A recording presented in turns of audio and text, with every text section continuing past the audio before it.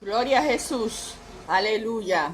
Bendecimos a Dios en este día, por maravilloso y grande que es Él, aleluya. Le damos toda honra y gloria, porque solo Él se la merece. Gloria a Jesús. Vamos a seguir estudiando la Biblia. Esta vez lo vamos a hacer en el libro de Ageo, capítulo 2, del 1 al 9. Esos 9 versículos los vamos a analizar en el día de hoy. Lleva como tema: Dios alienta a su pueblo. Gloria a Jesús. El objetivo de la lección dice así: primero, conocer que el descuido de la vida espiritual trae crisis en las cosas materiales. Valorar que la obra de Dios tiene prioridad sobre los asuntos personales. Tercero, ser estimulados a envolverse en los asuntos del Señor. Y el pensamiento central dice así: quien procura servir a Dios será alentado por Él. Gloria a Dios. Texto áureo está en Habacuc 2:7. Y vendrá el deseado de todas las naciones, y llenaré de gloria esta casa, ha dicho Jehová de los ejércitos. Hecho, dicho y firmado por Él. Gloria a Jesús. En la introducción tenemos que Ageo viene de una familia sacerdotal, según los eruditos judíos, y también que Ageo fue el autor del Salmo 14, 137 y del 148. Ageo profetizó y exhortó al pueblo que reedificara el templo del Señor, junto a Esdras, Nehemías y a Jeremías también.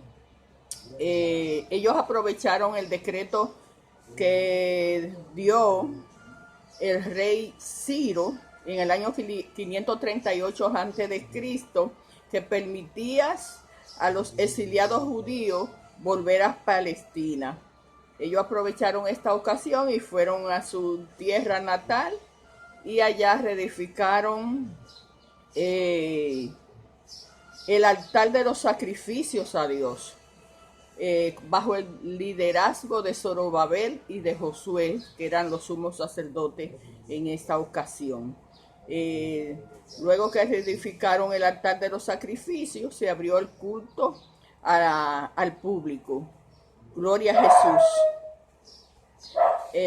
Luego ellos también, junto con esto, ellos echaron o hicieron las columnas o las zapatas para el templo de Jehová, pero se descuidaron. Duraron 17 años sin continuar esa obra a Dios.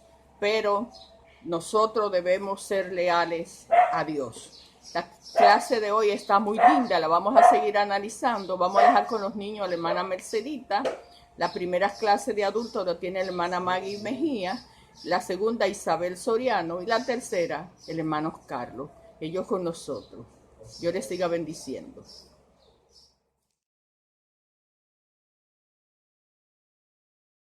Dios te bendiga, iglesia. Dios bendiga a los niños de la iglesia El Shaddai en esta noche.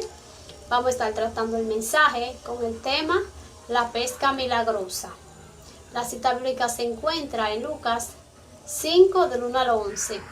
Aconteció que estando Jesús junto al lago de Genezaret, la multitud se acercaba a él para oír palabra de Dios. Mientras estaba allí predicando, vio 2 barcas que estaban en la orilla del lago.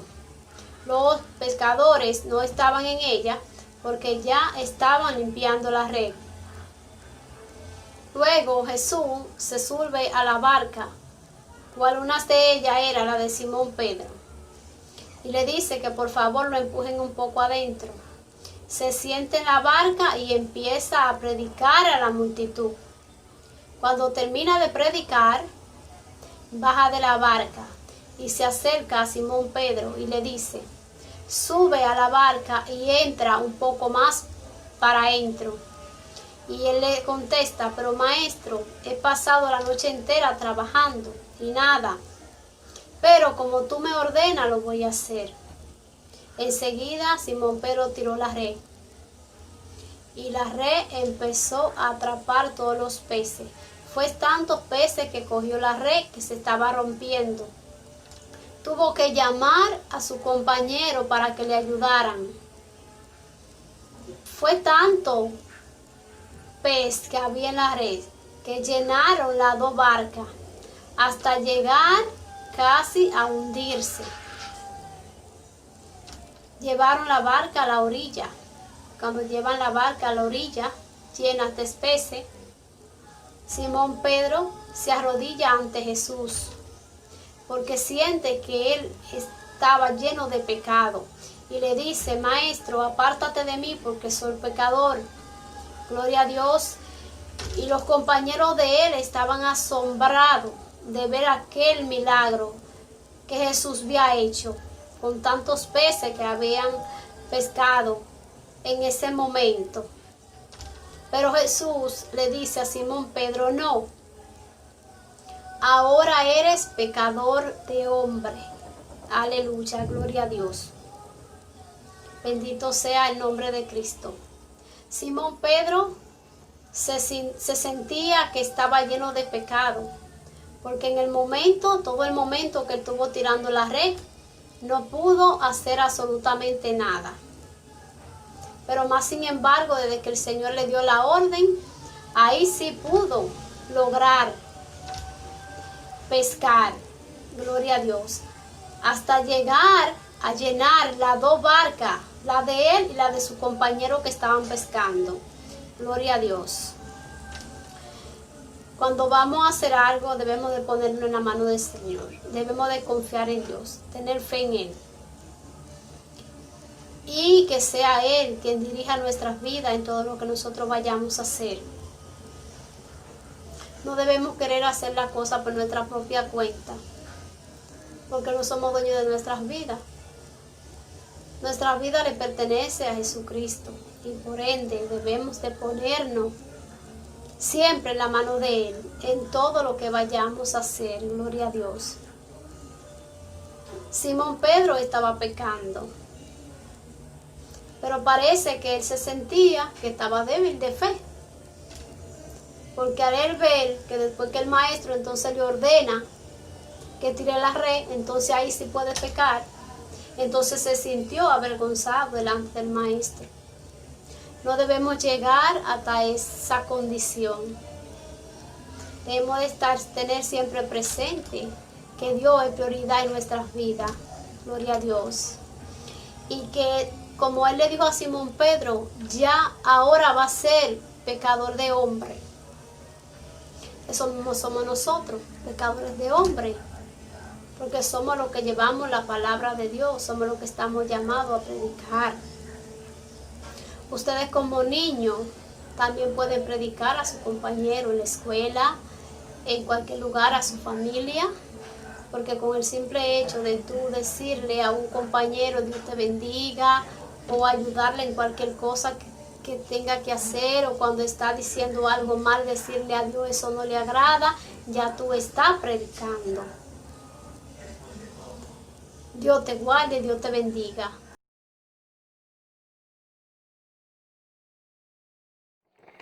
Dios alienta a su pueblo es el tema que traemos en esta noche en el libro de Ageo, capítulo 2, verso 1 hasta el 3. Voy a leer.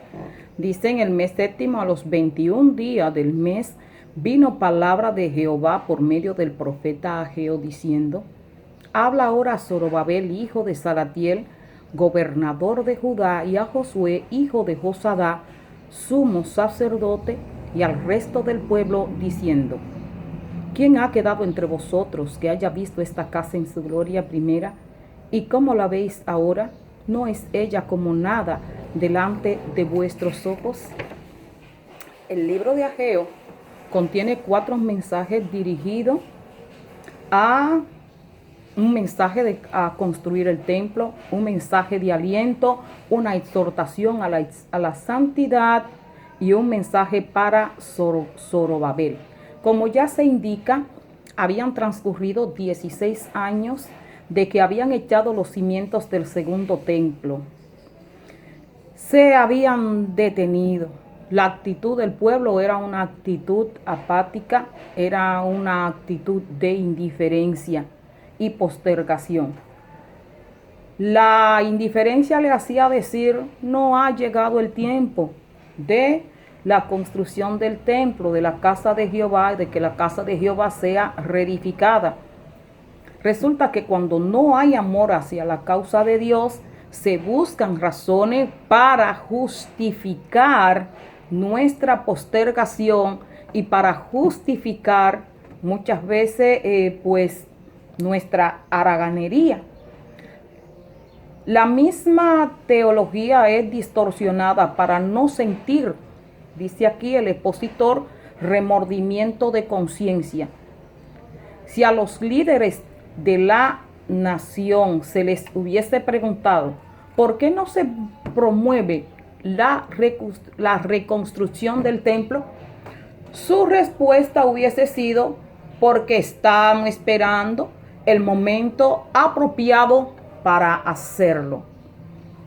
Dice que la apatía de la nación hacia la casa de Dios nos ofrece una lección aplicable a la vida cristiana, siendo una de ellas la siguiente: una vez que uno ha salido de un problema y de una situación difícil por la cual nosotros hemos estado apegados y buscando de Dios y haciendo promesa, después que pasan las situaciones difíciles, nosotros caemos muchas veces en un letargo, en un reposo, esperando supuestamente el momento indicado para comenzar a trabajar en la obra.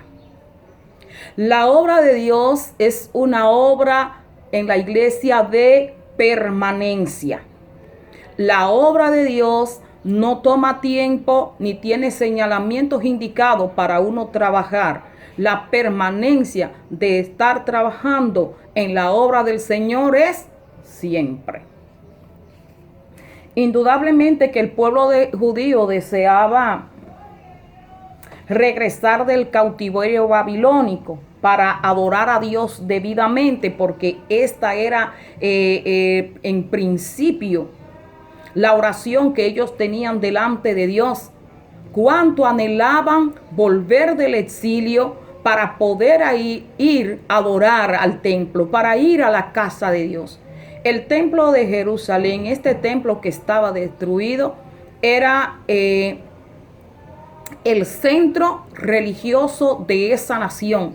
Ahí estaban puestos sus pensamientos en que Dios le escuchaba de ese lugar donde se llevaban las ofrendas.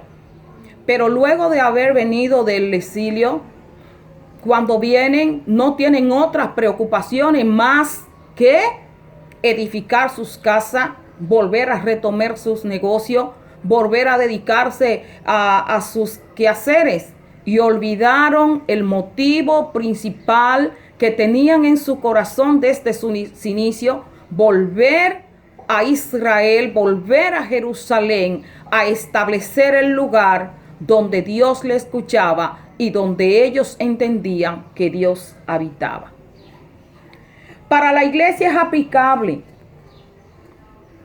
Muchas veces la apatía de nosotros como grupo de creyentes, estamos esperando el momento indicado para hacer la obra. Para hacer la obra hay que amarla, hay que conocerla. Cuando Ageo dice, oye, si los que vieron la obra primera, si los que vieron el templo primero, pudieran ver lo que hay hoy, le contarían a ustedes todas estas cosas. Los que ya han visto grandes movimientos y grandes avivamientos pueden hablarle al pueblo de lo que ha pasado, pero esto es agua pasada. Esto no puede servir de aliento para que la nueva generación pueda levantarse y que vuelva un avivamiento real y genuino. Tienen que volverse a levantar los milagros. tienen que volverse a levantar los prodigios, tienen que volverse a levantar las predicaciones, aleluya, y también las conversiones en masa, que muchos de nosotros creyentes, ya que vimos este tipo de actividad, pudimos verlo, pero ya esto pasó. El tiempo aceptable, el tiempo perfecto, el tiempo de hacer la obra es este tiempo. No hay tiempo específico. La obra de Dios requiere que comencemos a levantar, a reconstruir y a trabajar, no solamente en nuestra propia vida, sino en la vida colectiva, como es la iglesia y como es nuestro prójimo. Como iglesia no posterguemos la obra de Dios. El trabajo no se puede postergar. Es el tiempo de hacerlo. Es el tiempo de volver a las glorias pasadas. Dios te bendiga. Dios te bendiga, iglesia. Dios te bendiga, Dios te guarde. Seguimos con el siguiente subtema, titulado Un llamado urgente a esforzarse. Vemos aquí cómo el profeta Ageo fue el siguiente profeta elegido por Dios para enviar un mensaje a su nación, a su pueblo. En este caso, el mensaje enviado era un mensaje de aliento. Y fue un mensaje principalmente dirigido a Zorobabel, quien era el líder político de la nación de Judea, y al líder religioso llamado Josué, quien era el sumo sacerdote. La exhortación que se le dio a ambos, o la exhortación que se le dio al líder político, como dice aquí, dice, el Señor le da una exhortación al gobernador, no es que administre debidamente los asuntos seculares de Jerusalén, sino a que le dé prioridad a los asuntos de Dios, a la obra de Dios. Una vez atendida los asuntos de Dios, la obra de Dios, lo demás prosperaría. Los asuntos seculares prosperarían. El Señor exhorta también a todo el pueblo, porque la obra de Dios no debe de ser vista como algo selectivo, como un asunto de cierta persona o un asunto de ciertos líderes, sino que todos debemos involucrarnos en ello, todos deben de involucrarse en ello. Y como dice aquí, no debe ser vista como un asunto de ciertas personas, sino de todos los hijos de Dios. ¿Con cuánta frecuencia, un ejemplo que vemos en el texto, con cuánta frecuencia se nota en las iglesias una desconexión entre los creyentes y el ministerio de la iglesia? Muchos creyentes tienen la idea de que los ministros y ciertos oficiales son los únicos que deben de involucrarse en los asuntos que atañen al reino de los cielos. El mensaje es triple. El mensaje dado es triple. Primeramente, el mensaje es esforzarnos, tomar ánimo, y tercero, trabajar. Es decir, que debemos de esforzarnos. Sabemos que vamos a encontrar muchas dificultades, adversidades que se van a levantar, pero nuestro deber es trabajar, es esforzarnos, es cobrar ánimo, tener gozo y creer en que lo vamos a lograr, porque el Señor está con nosotros, y como dice la palabra, todo lo podemos en Cristo que nos fortalece. Y dice, ¿cuál era la motivación para esta movilización? Dice aquí, porque yo estoy con vosotros. Esta es una de las enseñanzas más sobresalientes de este estudio, la importancia de contar con la presencia y la aprobación de Dios en lo que nosotros hagamos que sea dirigido por Él. Es importante recordar que la iglesia es el cuerpo y cada miembro y cada parte del cuerpo es importante. Las manos no le pueden decir a las piernas, a los pies, yo no te necesito. El ojo no le puede decir a la boca, yo no te necesito. Cada miembro del cuerpo de Jesucristo es importante para el avance del reino de Dios aquí en la tierra. Y es bueno que cada miembro se comprometa y tenga responsabilidad con lo que el Señor le ha encomendado. Como dice aquí, Así como el pueblo de Jerusalén, Dios demandaba de ellos que se comprometieran con la labor y que no solamente esta labor se la dejaran a los principales líderes. Asimismo, la labor que Dios nos encomienda a su iglesia debe de ser una labor que deba de ser asumida por todos y cada uno, para el avance del reino de Dios aquí en la tierra. El siguiente es su tema, porque el Señor honra su pacto. Aquí encontramos 3 razones por las cuales el pueblo debía esforzarse, cobrar ánimo y trabajar en la reconstrucción del templo. En primer lugar estaba porque el Señor honraría el pacto hecho con ellos cuando los sacó de la esclavitud del pueblo de Egipto. Sabemos todos que cuando Dios da una promesa, Dios no es hombre para que mienta. Cuando Dios da una promesa, Dios cumple. Y como dice aquí, la fidelidad de Dios al pacto concertado con el pueblo de Israel equivale a la fidelidad de sus promesas. Hablar del pacto de Dios no es otra cosa más que hablar de sus promesas por causa de su bondad y soberanía. En segundo lugar, tenemos porque el Espíritu de Dios estaría en medio nuestro. Dios nos prometió que el Espíritu de Dios estaría con nosotros y no nos dejaría.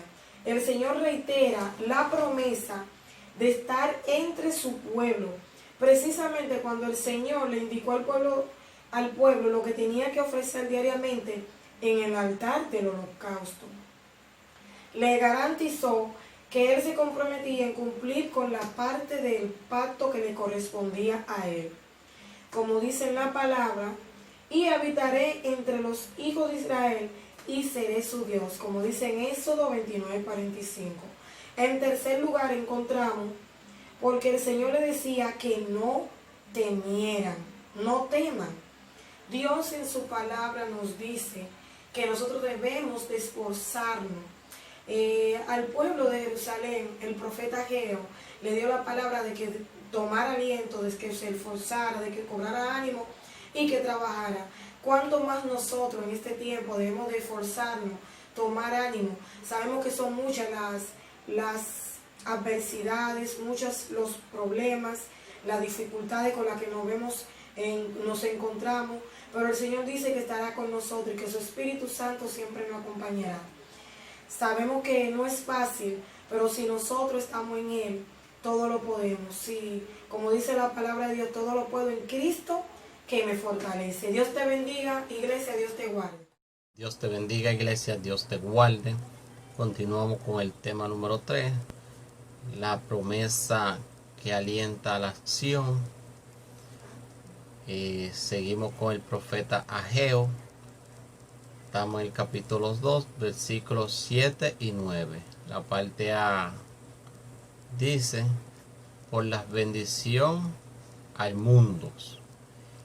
Esta clase está dividida en 3 versículos, los cuales vamos a analizar. El versículo 7 tiene diferentes interpretaciones. Por ejemplo, las cosas escogidas de todas las naciones vendrán. Llegará el momento en que Dios bendecirá a su pueblo con lo mejor que existe en el mundo. Quienes traducen, y vendrá el deseo de todas las naciones, afirman que es la venida del Mesías, que traerá paz y justicia sobre cada uno de nosotros. El profeta Malaquías dice en su libro, capítulo 3, versículo 1, dice, he aquí, yo envío a mi mensajero, el cual preparará el camino delante de mí, y vendrá súbitamente a su templo el Señor, a quien vosotros buscáis, y el ángel del pacto, a quien deseáis vosotros, he aquí viene ha dicho Jehová de los ejércitos. En Mateo 3:2 dice: arrepentíos, porque el reino de los cielos se ha acercado. La presencia del reino de los cielos consiste en la llegada del Mesías, el deseo de todas las naciones. La parte B dice: por la riqueza que nos ha sido provista. Los judíos en el tiempo de Ageo entendieron sus palabras en sentido estrictamente literal.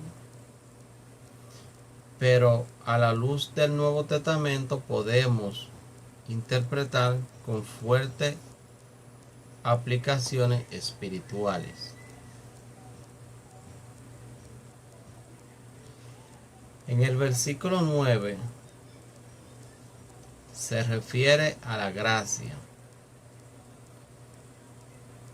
En el Antiguo Testamento implica, en primer lugar, una actitud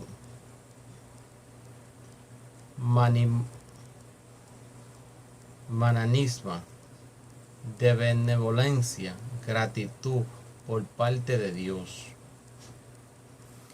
que concreta luego con bienes materiales que es dado por gracia.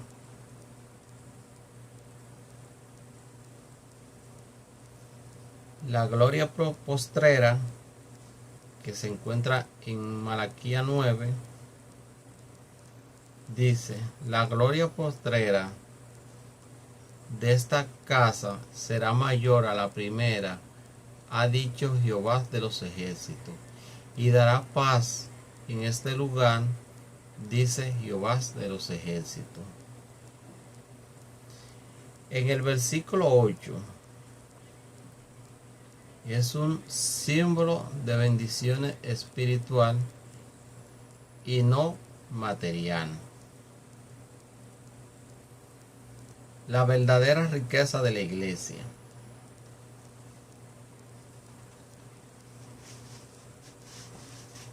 En el libro de los Hechos vemos cómo Pedro nos muestra la verdadera riqueza de la iglesia.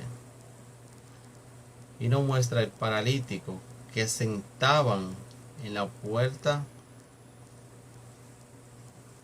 del templo llamada La Hermosa,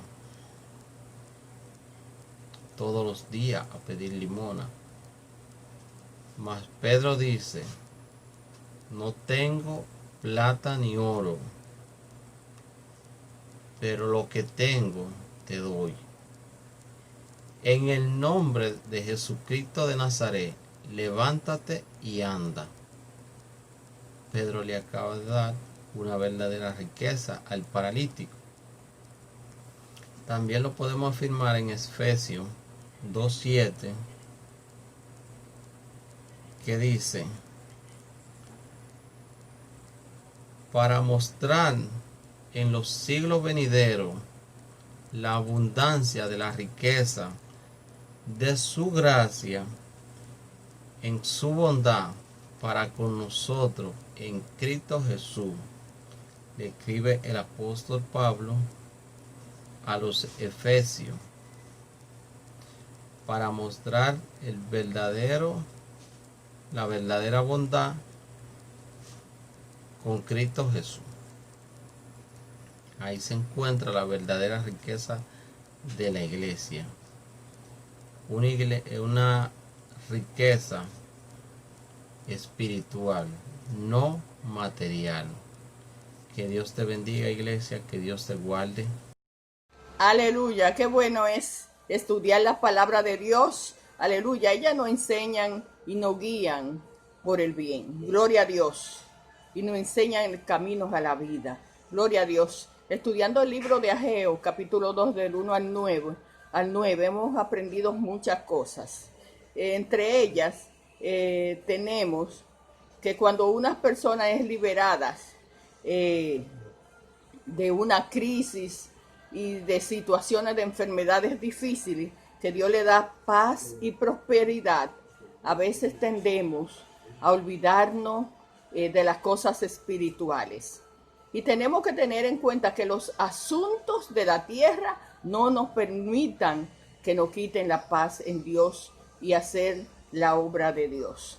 Eso tenemos que tenerlo en cuenta porque Dios es el que da la paz. Segundo, debe de haber una convicción entre nosotros de que tenemos de las cosas grandes que Dios ha hecho en nuestra vida y tenemos que serle fiel a Dios. Los ancianos conocieron el primer templo y podían bendecir.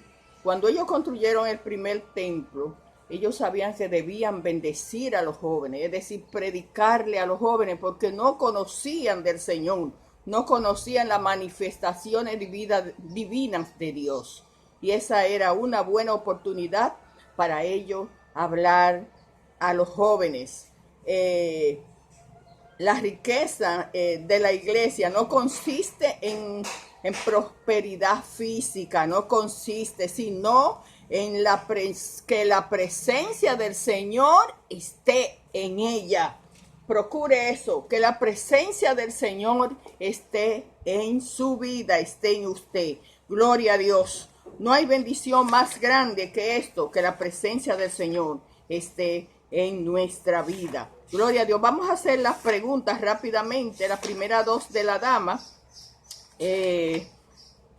La segunda, la tercera de los caballeros, los cuarta de los jóvenes. Gloria a Dios. La primera dice así: ¿en qué año fue el decreto de Ciro que permitió a los judíos regresar a Palestina? Yo lo terminé de decir. ¿Quién era Zorobabel? La número 2, también de la dama. Tercera de los caballeros. ¿Cuál fue la triple exhortación que Dios hizo a los desanimados judíos que habían regresado? ¿Y qué es la motivación para la acción? Según Ageo 2:4, está ahí en la Biblia. Cuarto, para los jóvenes, ¿a quién se refería el profeta cuando hablaba del deseado de todas las naciones? ¡Aleluya! ¡Qué gozo me da escuchar esto! Quinto, libre para todo. ¿Qué evento introduce el período de la gracia? Gloria a Dios. Dios bendiga a todos en este día, esperando que cada uno de nosotros podamos o hayamos aprovechado el momento de aprender de las palabras de Dios. A ti que me está mirando ahí, espero que tú también analices en tu casa y aprenda de la palabra de Dios. No te descuide espiritualmente, no te descuide en lo que tú hagas. Hazlo para Dios y hazlo bien. Gloria a Dios. Y Dios lo que quiere es que la presencia de Él esté en tu vida. Anhélalo con deseo y con gozo, que la presencia de Dios esté en tu vida. Dios le bendiga. Hasta la próxima.